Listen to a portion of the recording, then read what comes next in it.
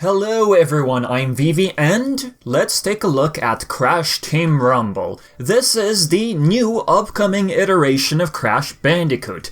The game currently does not have an exact day and date release date. All we know is that the game is slated for 2023. As for why they decided to simply give us a year of release only, we can only speculate. And perhaps they don't want to run the risk of announcing a certain specific date only to change it after. Crash Insane Trilogy, for example, was first revealed in December 2016 with coming in 2017 release window. Yeah, there are a couple of exceptions, like Crash Team Racing Nitro-Fueled and Crash Bandicoot 4 It's About Time, where both, in this case, had a specific date from the get-go. All in all, it doesn't seem too unusual for Crash Team Rumble to simply receive a year of release. The game is planned to release on multiple platforms. We have PS5, PS4, Xbox Series X and S, as well as Xbox One. The trailer was recorded from a PS5, looking at the footage. It's a mix of gameplay and cinematics. The cinematics, from the looks of things, it looks pre-rendered. The gameplay should at least give us an idea of the finalized product.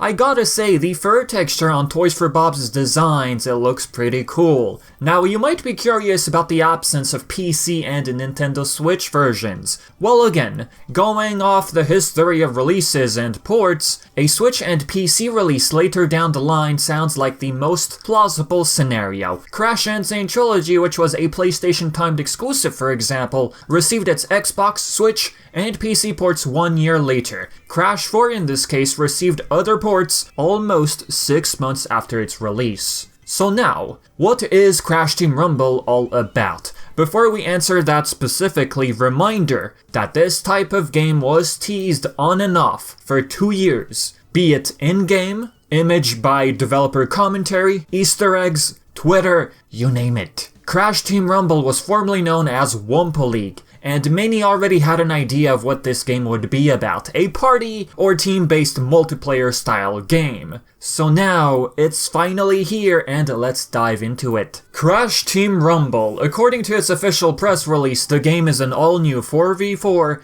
team-based online multiplayer video game set in Crash Bandicoot's vibrant and zany universe. The gameplay, as you may have probably guessed by now, revolves around collecting as many Wumpa as possible. Players slide, smash, bump, and bash their way to victory against the other teams to battle it out to drop off the most Wumpa fruit in their team's bank. It's also explained that each character will have their own playstyle, power, and personality especially. In terms of local multiplayer or an actual story mode, that much is unclear for the moment. Toys for Bob's co-studio head Paul Yan explained, Crash Team Rumble has something for everyone. Easy pick up and play for those who just want to jump in, while also providing skilled gamers the opportunity to leverage and master their heroes' unique abilities. Although this trailer didn't show much of maps, it will have varied and wild arenas, they explained. Something interesting to gather from this gameplay, these gem platforms. Seeing as how this is a multiplayer-themed game, my wild guess is we need to activate as many of these platforms as possible before collecting Wumpa for our base. The pre-rendered sequence with Crash here shows him jumping on some of these platforms, lighting them up, and then throwing Wumpa into his zone. With the game coming to multiple consoles and knowing very well that this game will be online multiplayer, we ask ourselves, will this game support crossplay? Yes. Regardless of which console you decide to play this on, you'll be able to play it online. The game will support cross-platform play. So with the whole idea of 2 teams 4v4, we naturally start wondering about the character roster we know so far. It's pretty straightforward, really. These are all the characters we know so far. In this case, we have Crash, Coco, Dingodile, and Brio, female alternate Entropy, Cortex, alternate Tawna, and last but not least, a sort of new character, CatBat.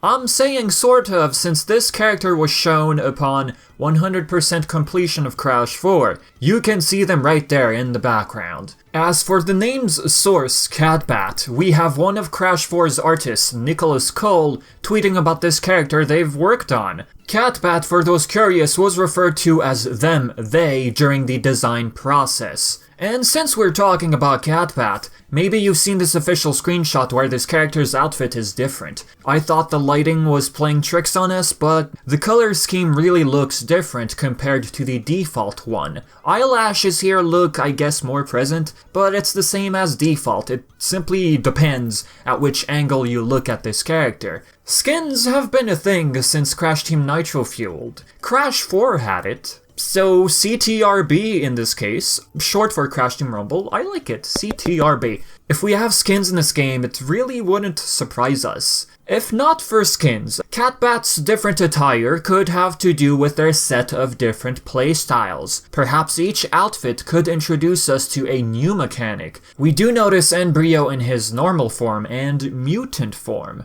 In this pre-rendered shot, we do see him drinking the potion and then transforming. Looking at Crash 4, he did transform into both mutant and pterodactyl using his potions. His potions alone could give him unique set of playstyles.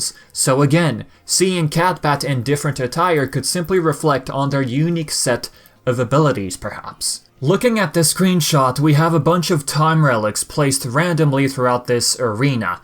Based off their random placements, I take it players drop their collected relics before they respawn. Well, I just assume we respawn, I might be mistaken. Another shot makes it lighter blue just looking at the color. I take it it's the lighting this time around. Looking at the trailer itself, they rotate. Just a little detail I wanted to throw in here. Now the question is, what are these for? These relics usually are unlocked after completing time trials in the series. Here, however, relic symbols appear on each and every platform. And yeah, looking at the platforms themselves, the relics are blue. It makes it much clearer. So one of them has Uka Uka hologram. I take it by collecting enough relics without dying, we get to unlock Uka Uka's special power, the ability to attack the opposing team on field, looking at the pre-rendered scenes. While Crash crashed the stage at the Game Awards, a couple of still images popped up on screen. Cortex, Dingo, and Tana all appeared to be on mute,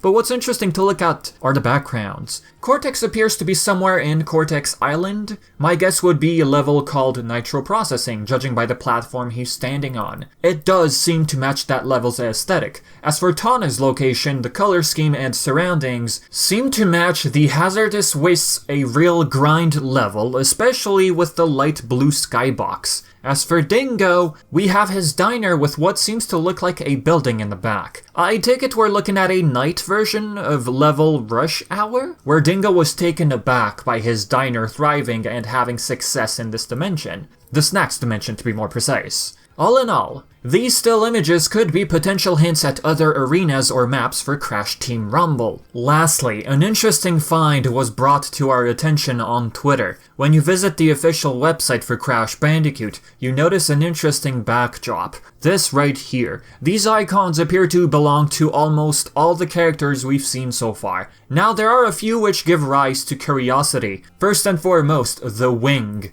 At first, many perhaps believed it represented CatBat, but upon further analysis, not only do we realize that CatBat's wing is spiky, but that their actual signature here is that tail cuff. Another candidate in this case would be Spyro. Spyro as a new playable character in a future update wouldn't surprise us. After all, he did appear in CTR Nitro-Fueled, so there's that. Another one would be that ruby necklace. It seems to match Ripto's. That leaf, a wild guess. It could be Allura? Papu Papu, who knows? Not only was he originally discussed for Crash 4, there is scrapped concept by Rob Duenas, but he did also appear in an old concept of Wumpa League. I mean, heck, this concept right here has a bunch of characters. Characters which could all appear as add-ons or expansions, just like what we had in CTR Nitro-Fueled. The roster for that game, for example, increased with time via updates. Then there's the TNT crate. That's most likely referring to Ripper Roo. We had him appear in the background of Offbeat and Crash 4, also appears in the 100% completion epilogue, not to mention an actual sketch of him.